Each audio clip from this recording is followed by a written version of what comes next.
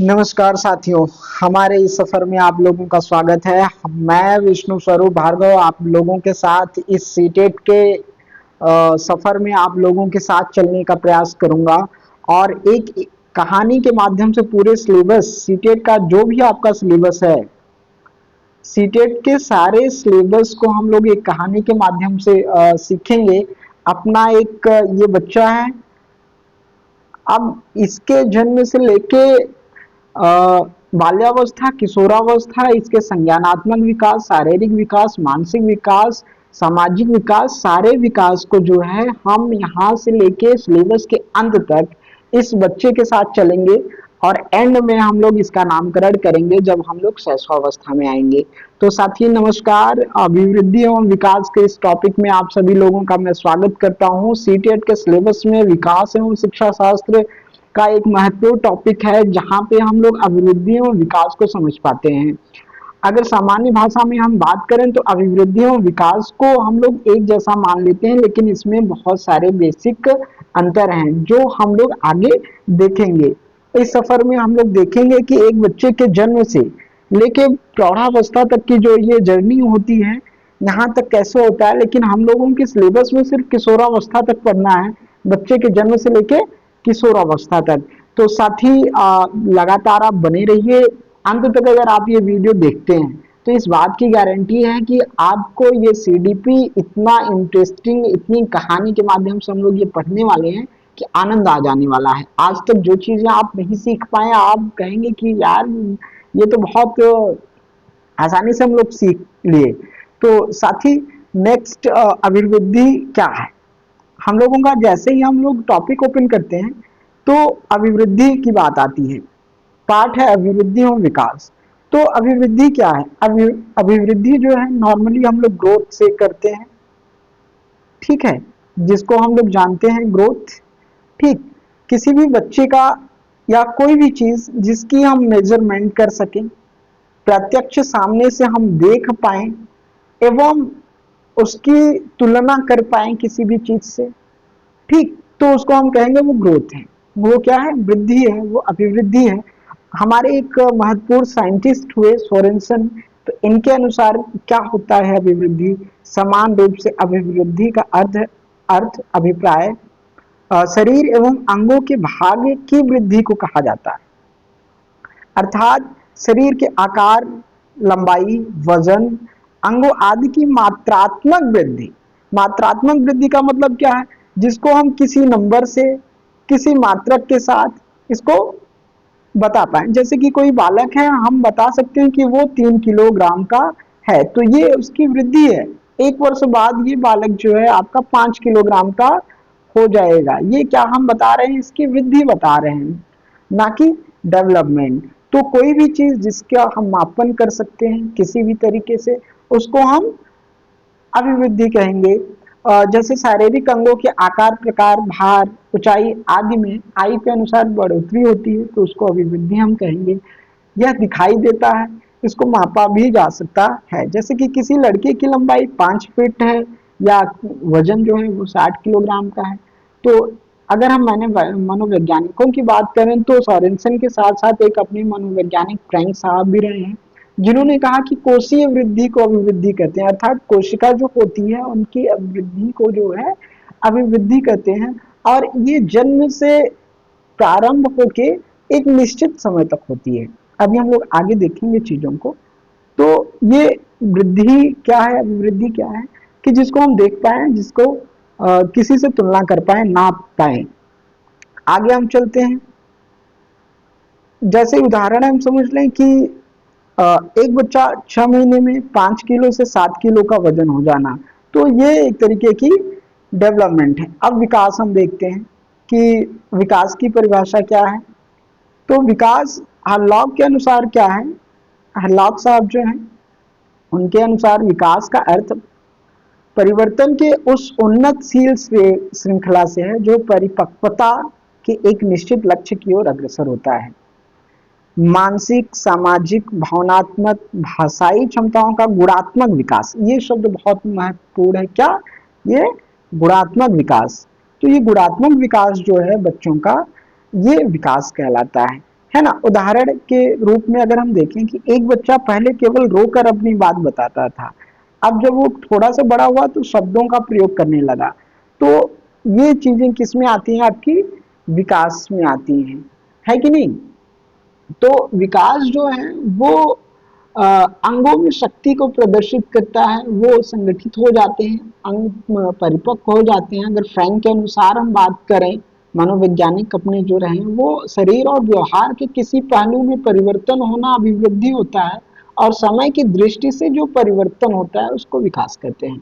विकास के फलस्वरूप व्यक्ति में नवीन योग्यताएं और नवीन विशेषताएं प्रकट होती हैं। अर्थात ये विकास जो है ये अपने टोटल जो है परिवर्तन को दर्शाता है।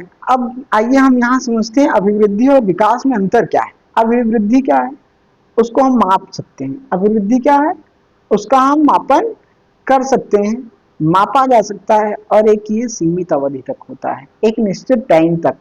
जो हम लोगों की वृद्धि होती है वो करीब 18 से 20 वर्ष तक की होती है।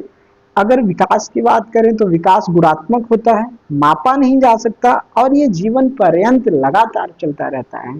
तो विकास को सिर्फ देखा जा सकता है, जैसे कि कोई भी गुणात्मक परिवर्तन जो बच्चों में होता है, मानसिक परिवर्तन होता है, संवेगात्मक परिवर्तन होता है, तो वो विकास के चरणों में आता है। यहाँ हम देख सकते हैं अभिवृद्धि और विकास में अंतर क्या है। बेसिक अंतर, वृद्धि आजीवन चलने वाली प्रक्रिया नहीं है, ये एक निश्चित आयु पे जाके रुक जाती है या बिल्कुल ही मंद हो जाती है। जबकि विकास जीवन पर्यंत चलने वाली एक सतत प्रक्रिया है, जब बालक के परिपक्व हो जाने के बाद भी आजीवन चलता रहता है। वृद्धि का स्वरूप बाएं, वृद्धि का जो स्वरूप है वो बाएं होता है कि नहीं। वृद्धि का स्वरूप बाएं होता है, अर्थात इसमें बाएं परिवर्तन दिखाई देता है। विकास का स्वरूप आंतरिक होता है, इसमें योग्यता को केवल अवलोकित किया जा सकता है। जो हम लोगों ने यहाँ डिस्कस किया वही सारे यहाँ पे आप देख सकते हैं। वृद्धि को सीधे तौर पे मापा जा सकता है, जैसे कि ऊंचाई, चौड़ाई, भार, ठीक है, शरीर का बढ़ना, मोटा होना, पतला होना इत्यादि। विकास को सीधे तौर पे मापा नहीं जा सकता, बल्कि इसे मापने के लिए मनोवैज्ञानिक तरीकों का प्रयोग होता है। जैसे बुद्धि को सीधे नहीं मापा जा सकता, इसे मापने हेतु बुद्धि परीक्षण तथा आईक्यू परीक्षण किया जा सकता है। विकास की प्रक्रिया का एक चरण है, विकास जो है वो वृद्धि जो है वो विकास की प्रक्रिया में ही आ जाता है, इसका प्रयोग संकुचित रूप से किया जाता है। जबकि विकास का प्रयोग व्यापक रूप से होता है और इसमें वृद्धि अंतर्गत होती है। तो साथी अभिवृद्धि और विकास में बहुत सिंपल सा जो चीज हमको दिखाई देता है, जिसका जिसका मापन किसी भी तरीके से हम किसी भी उसमें कर सकते हैं, तो वो ग्रोथ में आएगा। और जिन चीजों को सिर्फ गुणात्मक रूप से हम देख सकते हैं वो आपका डेवलपमेंट में आपका आएगा। अब आगे हम बढ़ते हैं और देखते हैं क्या विकास के हम देखेंगे विकास के सिद्धांत। विकास के सिद्धांत कौन कौन से हैं। विकास के दो दो क्या बहुत सारे सिद्धांत इंपॉर्टेंट हैं, लेकिन दो सिद्धांत को हम यहाँ डिस्कस करेंगे जहाँ पे लगातार प्रश्न पूछे जाते हैं। इस चित्र में भी आप देख सकते हैं। तो पहला जो विकास का सिद्धांत है वो सिर से पैर के दिशा में विकास, सेफेलोकॉर्डल डेवलपमेंट, इसको हम देखेंगे। दूसरा सिद्धांत देखेंगे अंदर से बाहर की दिशा में विकास, प्रॉक्सिमोडिस्टल डेवलपमेंट। इसके साथ विकास क्रमिक एवं सतत होता है, इसको देखेंगे। विकास की गति में विभिन्नता होती है, इसको देखेंगे। विकास व्यक्तिगत होता है, इसको भी हम समझेंगे। तो साथी चलिए आगे बढ़ते हैं और हम देखते हैं पहला सिद्धांत। पहला सिद्धांत क्या है, सिर से पैर की दिशा में विकास होना। यह सिद्धांत सेफेलोकॉर्डल क्या कहता है, ये कहता है कि किसी भी बच्चे का विकास जो होता है वो सिर की तरफ से प्रारंभ होता है, अर्थात सर्वप्रथम बच्चे का सिर विकसित होता है और एंड में जाके आपके पैर की अंगूठे का विकास होता है। और अंदर से बाहर की दिशा में विकास क्या कहता है, ये कहता है कि बच्चा जो है वो आपका मध्य से बाहर की तरफ इसका विकास होता है, अर्थात पहले इसका धड़ का निर्माण होगा, हाथ वगैरह का निर्माण होगा, देन जाके ये साइड में आपका हाथ वगैरह एंड में बनेगा। और पहला सेफेलोकॉर्डल सिद्धांत क्या कहता है, वो कहता है कि आपका हेड टू फुट, सर से पांव की तरफ, पहले बच्चे का सर बनता है, तब धड़ का निर्माण होता है, उसके बाद अंत में पांव का निर्माण होता है। अब देखिए प्रश्न यहीं से आता है, एक प्रश्न है यूपी टेट में पूछा गया कि किसी भी बच्चे का सर्वप्रथम विकास की प्रक्रिया में क्या बनता है, सिर, हाथ, धड़, अंगूठा, ऐसा उसने प्रश्न पूछा था। और जब हम ये सिद्धांत को नहीं पढ़ के जाते हैं तो वहां पे हम कंफ्यूज हो जाते हैं। तो सिफेलोकार्डल के अनुसार सर्वप्रथम बच्चे के सिर का जो है वो निर्माण होता है, विकास होता है, उसके बाद आपका हार्ट बनता है और एंड में आपका पाँव की तरफ का विकास होता है। और जबकि प्रॉक्सी मॉडिस्टल थ्योरी कहती है कि ये अंदर से बाहर की दिशा की तरह आपका विकास होता है।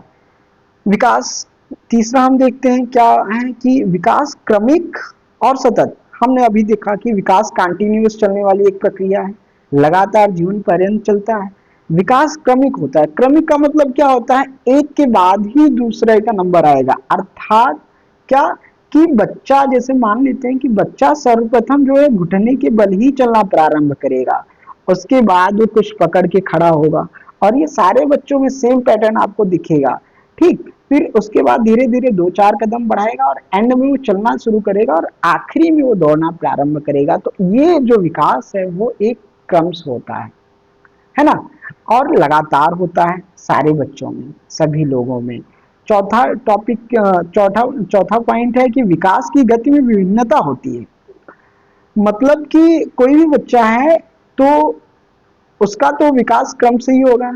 सारे बच्चे सर्वप्रथम जो है घुटने के बल चलेंगे, फिर खड़े होंगे, फिर एंड में आपके दौड़ेंगे, लेकिन इसमें भी जो है इस विकास की गति में विभिन्नता मिल सकती है, डिफरेंसेस देखने को मिल सकते हैं। अर्थात कोई बच्चा जो है 5वें-7वें महीने में घुटने के बल चल सकता है, वहीं कोई दूसरा बच्चा 8वें महीने में ये चीज कर सकता है। ऐसे ही भाषा के विकास की बात करें तो कोई बच्चा 5-6 महीने में जो है एक शब्द बोलना प्रारंभ कर देता है, और किसी किसी बच्चे को 10 से 12 महीने वो लग जाते हैं। तो इसमें जो है इंडिविजुअल डिफरेंसेस मिल सकते हैं और दिखते भी हैं। आगे हम चलते हैं। विकास जो होता है वो व्यक्तिगत होता है, अर्थात इंडिविजुअल होता है, अर्थात सारे बच्चों का विकास जो है वो अपने से डिसाइड होता है कि नहीं। तो कोई बच्चा जो है बहुत तेजी से विकास कर सकता है, कोई बच्चा धीरे विकास कर सकता है, तो इसमें व्यक्तिगत विभिन्नता जो है पाई जाती है। तो विकास के सिद्धांत के बाद हम लोग जो है आगे बढ़ते हैं, विकास के आयाम को देखेंगे। क्या देखेंगे, विकास के आयाम, जिसमें हम लोग देखेंगे शारीरिक विकास, बच्चे का शारीरिक विकास कैसे होता है, संज्ञानात्मक विकास कैसे होता है, भावनात्मक विकास कैसे होता है, और सामाजिक विकास किस तरीके से होता है। एक बच्चा जो है, जो हम लोगों का सीटेट का सिलेबस है, वो उसमें हम लोग क्या अध्ययन करेंगे, जन्म से लेके किशोरावस्था तक। कब तक, किशोरावस्था तक। तो जन्म में मतलब शैशवावस्था में आपका शारीरिक विकास, संज्ञानात्मक विकास, भावनात्मक विकास एवं सामाजिक विकास। ऐसे ही बाल्यावस्था में इन परिवर्तन को देखेंगे, और एंड में हम लोग देखेंगे क्या, किशोरावस्था में। तो इन सारी चीजों को हम लोग बहुत डिटेल में पढ़ने वाले हैं, सिलेबस में बहुत अच्छे से इन सारे टॉपिक को कवर किया गया है। तो हम देखेंगे आगे आने वाले वीडियोस में इसको बहुत अच्छे से डिस्कस करने वाले हैं। आगे अगर हम बात करें विकास में ही, तो बच्चे का संज्ञानात्मक विकास का सिद्धांत पाइगेट का, इसको भी हम लोग पढ़ेंगे, है ना। तो पाइगेट का संज्ञानात्मक विकास जो है, कुछ थ्योरी ये पहले थे जिन्होंने बहुत अच्छे और विधिवत तरीके से किसी बच्चे के संज्ञानात्मक विकास पे जो है रिसर्च किया, और उसके बाद अपनी किताब निकाली, और किताबों में जो है इस बाल विकास को एकदम आमूल चूल परिवर्तित करके उन्होंने रख दिया था। तो इसमें पियाजे जी का हम ये देख सकते हैं, 4 अवस्थाएं इन्होंने बताई हैं, संवेदीगामक अवस्था, पूर्व संक्रियात्मक अवस्था, प्रत्यक्ष संक्रियात्मक अवस्था और औपचारिक संक्रियात्मक अवस्था। तो इसमें हम डिटेल वीडियो संज्ञानात्मक विकास के सिद्धांत जब पढ़ेंगे तो उसमें पाइगेट के साथ साथ और जितने संज्ञानात्मक विकास हैं उसको हम लोग देखेंगे। तो संवेदीगामक अवस्था, जन्म से 2 वर्ष, इंद्रिय और क्रियाओं से सीखना। पूर्व संक्रियात्मक अवस्था 2 से 7 वर्ष, प्रतीकों का उपयोग, भाषा का विकास। ठोस संक्रियात्मक अवस्था 7 से 11 वर्ष, तर्क और ठोस सोच। और औपचारिक संक्रियात्मक अवस्था 11 वर्ष से अमूर्त विचारों की समझ, इसको हम लोग डिटेल में पढ़ेंगे। यहाँ से विकास हम लोग किन किन चीजों में देखते हैं, ठीक है। संज्ञानात्मक विकास हमने देखा, उसके बाद हम देखेंगे वाइगॉत्स्की को। वाइगॉत्स्की को भी हमेशा से 2 से 3 प्रश्न सीटेट के सिलेबस में दिखते हैं हर साल, तो वाइगॉत्स्की को देखेंगे। वाइगॉत्स्की साहब का क्या है कि इन्होंने जो अपना सिद्धांत दिया वो सामाजिक विकास का सिद्धांत दिया, अर्थात कि किसी भी बच्चे का जो है विकास जो है वो समाज के संपर्क में आने के बाद होता है। तो पहले समाजीकरण की प्रक्रिया अपने परिवार से ही शुरू होती है।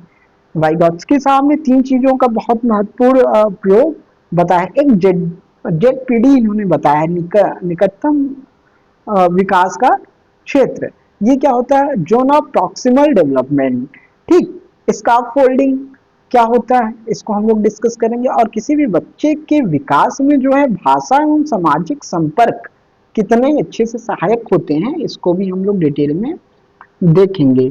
साथ में वाइगॉत्स्की को जब पढ़ेंगे तो इन सबको देखेंगे। जेडपीडी क्या होता है, थोड़ा ओवरव्यू हम लोग ले लेते हैं कि ये क्या होता है कि किसी भी बच्चे का विकास मान लेते हैं वो इतना कर सकता है ना। मान लेते हैं ये 10 नंबर प्राप्त कर सकता है किसी एग्जाम में, लेकिन अगर उसको किसी प्रकार का सहयोग मिले, क्या मिले, स्काफ फोल्डिंग, शिक्षक या किसी का भी सहयोग मिले, कोचिंग, शिक्षक, किताबें, यूट्यूब से वीडियोस, तो वो जो है यहाँ से 50 नंबर प्राप्त कर सकता है। जिसका 10 आता था 50 आ सकता है। तो जेडपीडी यही है कि ये 10 से 50 तक का ये जो गैप है ये 40, तो वो बच्चा ये 40 प्राप्त कर सकता है। तो वाइगॉत्स्की ने कहा कि मैक्सिमम विकास जहाँ तक हो सकता है उसके लिए अगर बच्चे को थोड़ी सी सहायता प्रदान कर दी जाए किसी भी तरीके से, जहाँ उसको कठिनाइयाँ हो रही हैं, तो वो बहुत अच्छा अचीव कर सकता है। तो ये हम सिद्धांत को देखेंगे, स्काफ फोल्डिंग को भी बहुत अच्छे से समझेंगे। आगे देखते हैं हम विकास में नेक्स्ट एरिक्सन का मनो सामाजिक विकास का सिद्धांत, इसको भी हम लोगों को पढ़ना है, ठीक है। इन्होंने जो है अपने 8 अवस्थाएं, 8 चरण बताए हैं किसी भी किसी भी बच्चे के विकास के लिए। 8 चरणों को इन्होंने बताया है। सफल समाधान से सकारात्मक विकास, भरोसा बनाम अविश्वास। तो ये जो है आपका टोटल जो है हम लोग डिस्कस करेंगे एरिक्सन थ्योरी में, ठीक है। इन्होंने मनोसामाजिक विकास का सिद्धांत बताया। अब यहाँ से देख लेते हैं हम लोग सीटेट के प्रश्न जो यहाँ से कुछ आए थे। विकास की प्रक्रिया कैसी होती है, अभी हम लोगों ने डिस्कस किया था कि विकास की प्रक्रिया कैसी होती है। तो इसका आंसर है आपका क्रमिक और सतत, अर्थात एक क्रम फॉलो करता है और लगातार होता है, ये विकास है। दूसरा प्रश्न, भाषा विकास का उदाहरण है, कैसा उदाहरण है, शब्दों के प्रयोग का करना। गर्दन पकड़ना फिर चलना किस सिद्धांत से संबंधित है, देखिए जो हम लोगों ने वो बात किया था ना, सिर से पैर वाला सेफेलोकॉडल वाला सिद्धांत, वो ये प्रश्न है। देखिए अब गर्दन पकड़ना और फिर चलना किस सिद्धांत से संबंधित है, सिफेलोकॉडल। और ये मैक्सिमम बच्चे गलत करके आते हैं, क्योंकि अगर हम कभी देखते हैं कि एक ये मान लीजिए अपना एक ये बच्चा है ना, छोटा बच्चा है, यहाँ पे एक बॉल रखी है ना। तो अगर इसको ये बॉल चाहिए तो जब ये छोटा होता है ना तो पूरी बॉडी को जो है इधर वो लेके जाएगा, है ना, अपने सर की तरफ से घिसटेगा, है ना। तो एंड में जाके जब ये और थोड़ा बड़ा हो जाएगा तो स्पेसिफिक भागों का प्रयोग करना ये सीख जाएगा, फिर ये सिर्फ अपना हाथ लेके जाएगा और इस बॉल को पकड़ लेगा और उसे खेलेगा। तो सेफेलोकॉडल का नियम जो है वो कहता है कि पहले बच्चे का सर का विकास होता है, उसके बाद आपका धड़ का विकास होता है और एंड में जाके आपके पैरों का विकास होता है। जबकि आपका अप्रॉक्सिमेट डिजिटल थ्योरी कहती है कि बच्चे का पहले बीच का एरिया अर्थात मध्य का एरिया विकास करता है और बाद में बाहर की तरफ आपका विकास होता है। तो मेरे साथी आप लोग ऐसे ही साथ बनाए रहिए, इस टॉपिक में हम लोग बहुत ही सुंदर करने वाले हैं। तो जैसा कि ये अभिवृद्धि एवं विकास का ये पीडीएफ है, इसको हम लोगों ने देखा। आगे इसके हम लोग देखेंगे कि किस तरीके से और प्रश्न आए हैं यहाँ से, उस पर डिस्कस करेंगे। और बिल्कुल कहानी के माध्यम से हम लोग पढ़ने वाले हैं मित्र। आप यूँ समझिए कि आप कमेंट सेक्शन में अपनी प्रॉब्लम लिखिए, अपने सवाल लिखिए, और उस पे मैं ज़रूर वीडियो बनाऊंगा और कोशिश करूंगा कि आपको इतने अच्छे तरीके से मैं समझा पाऊँ चीज़ों को इस पीपीटी और चीज़ों के माध्यम से, जो आपके आने वाले शिक्षक भर्ती में आपका चयन सुनिश्चित कर दे। आपको पहले सीटेट पास करा दें, उसके बाद शिक्षक भर्ती जो भी लगती है, चाहे DPSB की आ जाती है, चाहे आपका उत्तर प्रदेश से कोई वैकेंसी आ जाती है, चाहे बिहार TRE आ जाता है, इस बात की गारंटी है कि इस बार हम लोग बहुत ही शानदार प्रदर्शन करने वाले हैं। तो हमारे साथ ऐसे ही बने रहिए। धन्यवाद। कमेंट सेक्शन में अपने जवाब आंसर लिखिए, प्रश्न करिए। बोर्ड पे अगर आप पढ़ना चाहते हैं तो व्हाइट बोर्ड पे भी मैं पढ़ाऊंगा, अपनी एक सीरीज लेके चलूंगा। आप पीपीटी के माध्यम से पढ़ना चाहते हैं तो पीपीटी के माध्यम से मैं भरपूर कोशिश करूंगा कि कम से कम टाइम में आपको बहुत ज़्यादा और बहुत अच्छे कंटेंट डिलीवर कर पाऊँ। तो धन्यवाद साथी, आप सब बने रहिए। शुक्रिया, नमस्कार, जय हिंद।